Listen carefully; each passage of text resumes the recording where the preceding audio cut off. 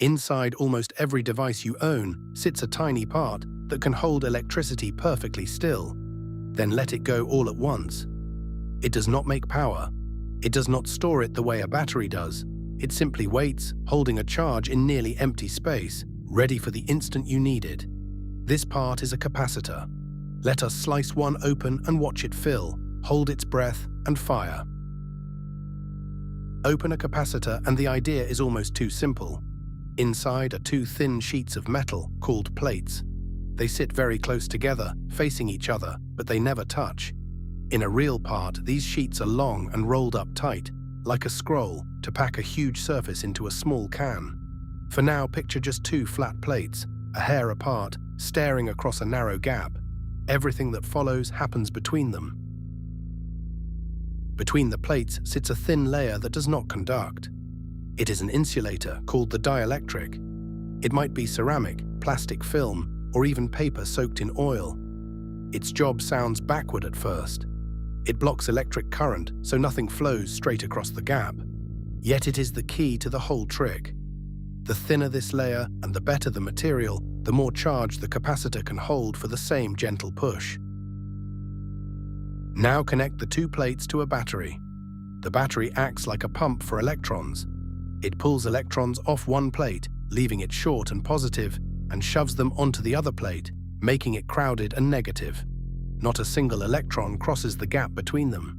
They simply gather on each side more and more, like two crowds pressing against opposite banks of a river none of them can swim across. As charge piles up, something invisible grows inside the gap. The crowded negative plate and the hungry positive plate reach for each other across the dielectric. That reaching is an electric field, a silent tension filling the space between them. The energy you are adding does not sit in the metal itself. It sits in that field, stored in the thin, empty-looking gap, stretched tight and silent, waiting for a way out. The plates do not fill forever. Each new electron that crowds onto the negative side makes it harder for the next one to join, because like charges push each other apart. The field pushes back harder and harder. When the capacitor's voltage finally matches the battery's voltage, the pushing balances out and the flow simply stops. The capacitor is now full. It holds a fixed charge, quietly, even though no current is moving at all. Disconnect the battery now, and here is the strange part. The charge stays. The crowded plate stays crowded. The field stays stretched across the gap, held in place by nothing but the pull between opposite charges. A good capacitor can sit like this for seconds, or far longer, a loaded spring made of pure electric force. It holds its breath in the dark, doing nothing until you give that charge somewhere to go. Give it a path by connecting the two plates through a wire, and the waiting ends instantly. The trapped electrons rush from the crowded plate through the wire to the empty one, racing to undo the imbalance. Because they all leave at once, the burst is sudden and fierce. A battery dribbles its energy out slowly, over hours. A capacitor can dump nearly all of its charge in a tiny fraction of 1 second. You have already seen this burst with your own eyes. In a camera flash, a small battery slowly fills a capacitor over a few seconds.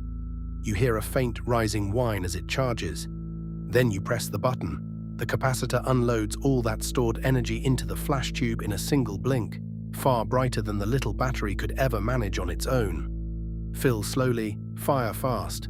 That is the whole magic. So a capacitor is not a battery, even though both store energy. A battery makes energy from slow chemistry and gives it up over hours. A capacitor stores a smaller amount, but holds it physically in a field and releases it in a flash. That is why circuits use them nearly everywhere. To smooth out shaky power, to bridge tiny gaps when the voltage dips, and to deliver sharp, sudden jolts exactly on demand. How much a capacitor holds is measured in a unit called the farad. 1 farad is actually enormous, so most parts are rated in tiny fractions, millionths or even less. Make the plates larger, push them closer together, or improve the dielectric between them, and the number climbs.